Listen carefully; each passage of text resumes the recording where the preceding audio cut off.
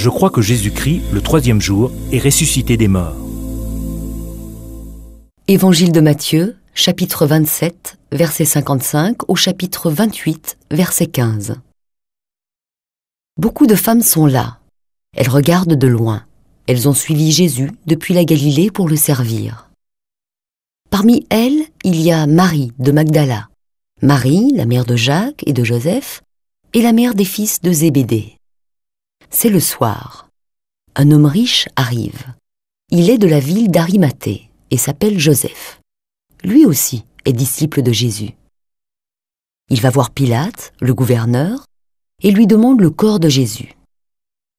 Alors, Pilate commande de lui donner le corps. Joseph le prend et l'enveloppe dans un drap neuf. Il met le corps dans la tombe qu'il vient de faire creuser pour lui-même dans le rocher. Ensuite, il roule une grosse pierre pour fermer l'entrée de la tombe. Et il s'en va. Marie de Magdala et l'autre Marie sont là, assises, en face de la tombe. Le jour suivant arrive. C'est le jour qui suit la préparation du sabbat. Les chefs des prêtres et les pharisiens se réunissent chez Pilate. Et ils lui disent « Excellence, nous nous souvenons d'une chose. Ce menteur a dit, quand il était encore vivant, « Après 3 jours, je me réveillerai de la mort. » Donc, commande que tes soldats gardent la tombe jusqu'au 3e jour. Sinon, ses disciples pourront venir voler son corps. Ils diront ensuite au peuple « Il s'est réveillé de la mort. » Ce dernier mensonge serait encore plus grave que le premier. Pilate leur dit « Voici des soldats, allez, faites garder la tombe, comme vous voulez. » Ils vont préparer la garde de la tombe. Ils bloquent la pierre de l'entrée et ils mettent les soldats pour la surveiller. Après le sabbat, le dimanche, au lever du jour, Marie de Magdala et l'autre Marie vont voir la tombe. Tout à coup, il y a un grand tremblement de terre. Un ange du Seigneur descend du ciel. Il vient rouler la pierre de la tombe et il s'assoit dessus. Il brille comme un éclair et ses vêtements sont très blancs. Les soldats qui gardent la tombe sont effrayés. Ils se mettent à trembler et ils deviennent comme des morts.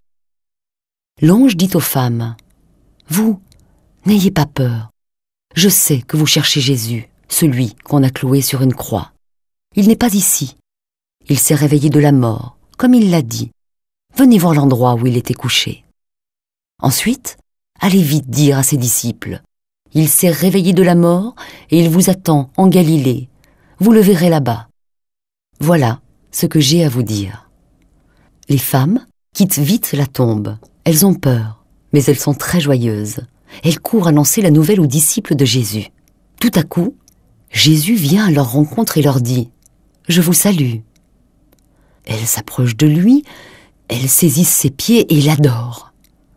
Alors Jésus leur dit « N'ayez pas peur, allez dire à mes frères de partir pour la Galilée.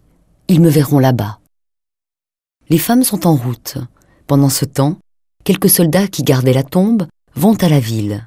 Ils vont annoncer aux chefs des prêtres tout ce qui est arrivé. Les chefs des prêtres se réunissent avec les anciens. Ils décident ensemble de donner une grosse somme d'argent aux soldats. Et ils leur disent « Voilà ce que vous raconterez. Les disciples de Jésus sont venus pendant la nuit et ils ont volé son corps pendant que nous dormions. Si le gouverneur apprend cela, nous lui expliquerons l'affaire et vous n'aurez pas d'ennui. » Les soldats prennent l'argent et ils font ce qu'on leur a dit.